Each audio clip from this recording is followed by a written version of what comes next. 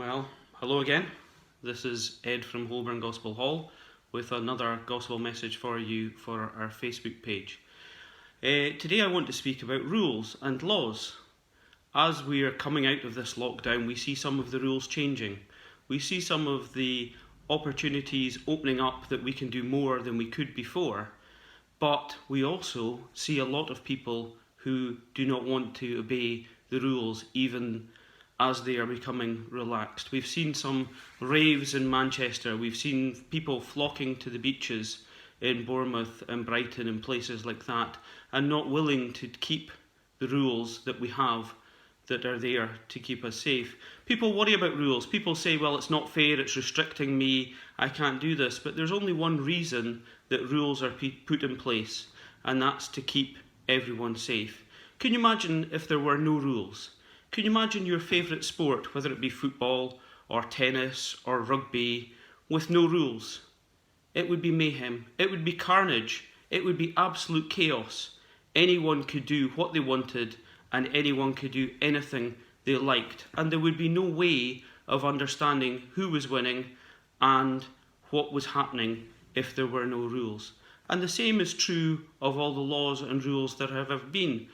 The first rule was given to Adam and Eve in the Garden of Eden. And I'll just read that. It's in Genesis chapter 2, verses 15 to 17. Then the Lord God took the man and put him in the Garden of Eden to tend and keep it.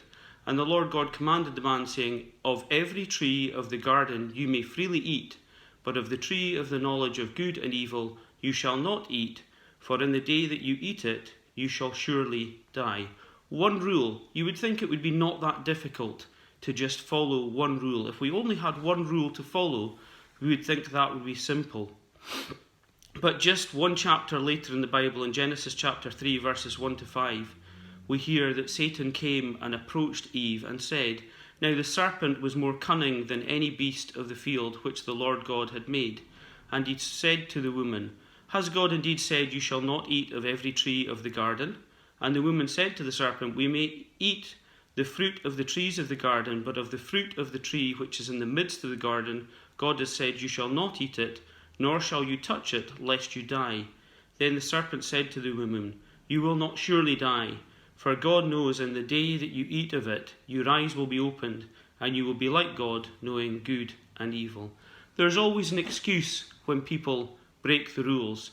Well, it's okay if I drive a little bit faster because I'm a good driver, or I've got a good car, or other people aren't the same. Or if people go in and shoplift, they say, well, it doesn't matter. The company's insured. It's not hurting anyone. But the truth of the matter is, if you're standing on the other side of a broken rule, you are the one that is impacted, and you are that. If people speed, and because of it they crash, and they kill somebody, then that is really impacting other people's lives. People are sure that rules don't apply to them. It's okay, I don't need to pay taxes. But if everyone took that attitude, then nobody would pay any taxes and nobody would have any services. The rules are there to make things right for everyone, not for us to be able to pick and choose what we do. Now, the Jews were given 10 commandments. So Adam and Eve had one rule, and the Jews were given 10 commandments. And here we have them in Deuteronomy chapter 5, verses 6 to 21. I am the Lord your God, who brought you out of the land of Egypt, out of the house of bondage. You shall have no other gods before me. No other gods before God. People worship many things at the moment. They worship football stars. They worship pop stars. They worship money. They go after that. You shall not make of yourself a carved image, any likeness of anything that is in heaven above, or that is in the earth beneath, or that is in the water under the earth. You shall not bow down to them, nor serve them. For I, the Lord your God, am a jealous God, visiting the iniquity of the fathers upon the children, to the third and fourth generations of those who hate me, but showing mercy to thousands, to those who love me and keep my commandments.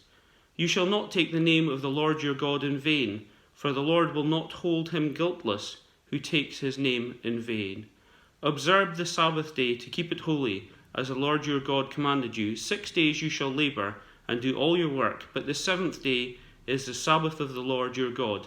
In it you shall do no work, you nor your son, nor your daughter, nor your male servant, nor your female servant, nor your ox, nor your donkey, nor any of your cattle, nor your stranger who is within your gates, that your male servant and your female servant may rest as well as you. God expected us to work hard, but he also allowed us a day of rest. You can see in farming that actually fields need a rest. The whole world is built around this concept of eventually things need rest. We need rest. And God was doing this for our own good. And remember that you were a slave in the land of Egypt, and the Lord your God brought you out from there by a mighty hand and by an outstretched arm. Therefore the Lord your God commanded you to keep the Sabbath day. Honour your father and your mother as the Lord your God has commanded you, that your days may be long, and that it may be well with you in the land which the Lord your God is giving you. How often do we see people who do not honour their mother and father, that do not obey their mother and father? Discipline in the home teaches people discipline in life. If you break the rules at home, you will tend to break the rules in life as well. You shall not murder. Well, everyone says, well, I'm not as bad as other people. I haven't murdered anyone. But in the New Testament it tells us if we hate somebody, that's as good as murdering them. You shall not commit adultery. Again, people say, well, you can't help what your heart does.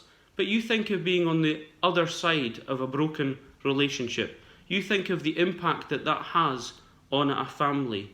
You shall not steal. As I said, people feel that it's okay to steal time from their employer by doing things that they shouldn't do, steal taxes from the government because, well, we'll pay cash and then we won't have to pay our taxes.